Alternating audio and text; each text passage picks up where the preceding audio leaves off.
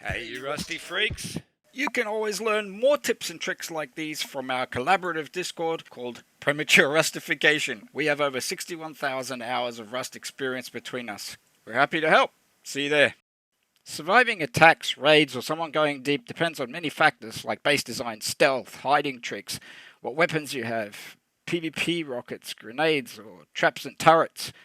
But they're all useless without organization. Sort and prepare before it happens.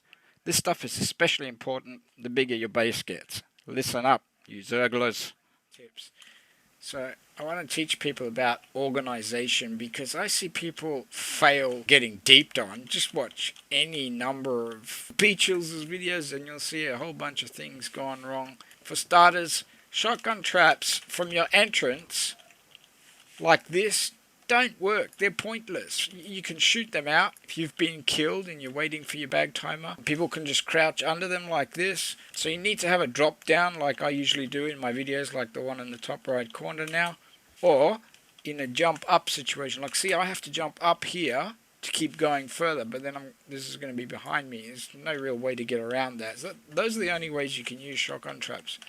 But organization, if you have crap all through your boxes, you're not going to be able to find things in a hurry. Like if your mate's dying out there and you can't find the meds or you can't find the guns. So have your boxes and have only guns and ammo, or only clothes and armor or components all in one box. Have drop boxes ready to go so you can just go bang and then go. I'm sure you've seen space savers like this. Instead of wasting honeycomb, you can set up something like this. Or if you don't like that lack of security here, because if they break through the outer wall there, then they might be able to come in here and rocket that wall or something. Then you can put a window like that, or if you want it to be closer to the strength of stone, put a high quality window when you're ready to log off, and then that's safe. Of course, you might not want to put your AKs in a locker that's just in your honeycomb like that, but that's another story. And you might get raided if you've got a lot of doors from your airlock. That's great. Okay, let's see. Close all this. People look at a 2x2 and they shouldn't want to raid through the outside. They probably will want to raid through here. So let's say someone's gone through the front door and then they're about to go through this door. You need to be ready with, building materials. Like if they destroyed the whole frame, you need to be able to rebuild it quick. So you need a hammer and a building plan. You need materials. You need a door, a code lock. And you need to have those in handy in any little box, wherever you are. Because your friend might be here or there might be a fight going on. You might be on a different level of the base. Not everyone's going to live in a small base. You might have one of those giant bases and your friend's 3 floors up and someone's breaking in. You've got to have sleeping bags or beds on different areas of your base. You need to have building materials, hammer and building plan in any room pretty much, ready to grab, or things to replace these embrasures or to place a window. Like if people keep shooting through your embrasures, you need to maybe close it off for a while. You need to have the kind of gun, like if you need a sniper rifle on your top floor, your shooting floor, you may as well store one up there. If you're not already doing it, drop boxes in the walls can be a great way to save space because you can store stuff there. Vertical storage. Always have your loot room like this to save space. I was going to show electronic stuff as well, but I just wanted to do a quick video to tell you that not just sorting loot is important, but having handy things all over the place and nearby.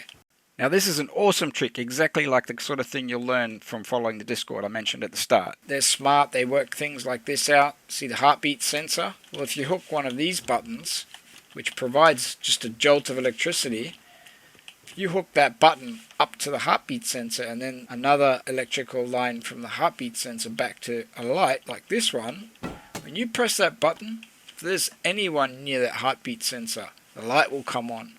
Ingenious, isn't it? Another trick like that I learned from Casey Mo last week is, well, I knew it, but I've long forgotten about it, and I've never really thought about using it as a door camper detector. But if you own one of these smoke machines, you can set it to be a motion sensor. So if there's someone outside your base door camping, the smoke will go off, and from inside your base, you'll see the fog slowly gathering. See that? You see this inside your base, you know, someone's camping out there. It also makes a little noise every time it sprays a new bunch of fog. It's like a little noise. I also wanted to mention specifically that when you have smart base tactics, like having doors facing the right way, having shotgun traps that are strategically planned, not just stuck on any old roof, having the right guns ready, having anti-door camper things like this light that... Did you hear that? That was it. That's what it sounds like when someone sets off the fog machine. Yeah, so having these strategies, you'll never get door camped. You'll never get deeped on, I should say. I like to do things like this because it doesn't waste space inside the base.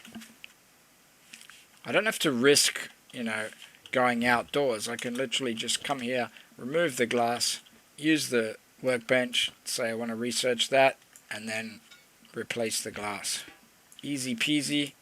Oh yeah, the other reason I might want to place something like that out is because I don't want to show off. Like, let's say I suddenly decide I need roof access. Like, let's say I find a minicopter. I didn't mean to get a minicopter just yet because I'm not ready to upgrade my base, but I got lucky. I stole someone's minicopter.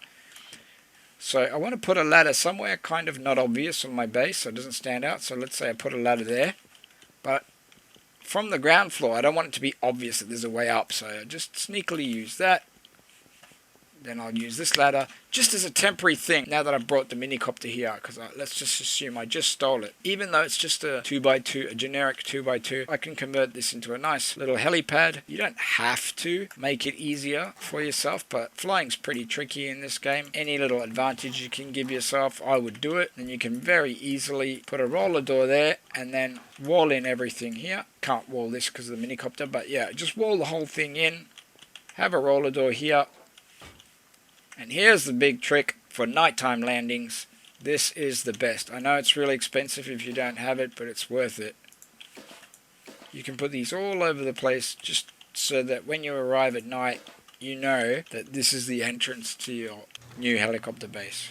Oh yeah, bear rugs or carpets. Put it in a strategic place, or put a couple of them, like you might have one on the wall and one on the roof, because when you combine it with other things, you can get quite a lot of comfort. I don't know why I'm only getting 50, because I'm standing right near this warmth, and yeah, see, it's going up now that I'm jumping. So maybe you'd want to put it underneath a box. Stand on this box by the furnace and the bearskin rug. See, I'm getting good healing. You'll get your health up really fast like that. So you need to have things like that around your base. Be smart, also have things ready for defense. Like if you know that you're going to get charged through the front door, you got to have Ned Kelly armor and a gun like a double barrel or the SMG ready. You might have rocket launcher and some high velocity rockets upstairs just shooting them at the raiders. You can have fire stuff ready, so maybe flamethrower, Molotov cocktails, so you can deny access. Just if you've got like 3 doors missing, you can just throw fire there for a while, because people can't run through that while you're crafting a door. But all that stuff, you should have it ready and be able to grab it and know where it is at all times. I've got so many stories about saving a raid in the nick of time because I had just the right thing in the right place at the right time, or losing a raid, or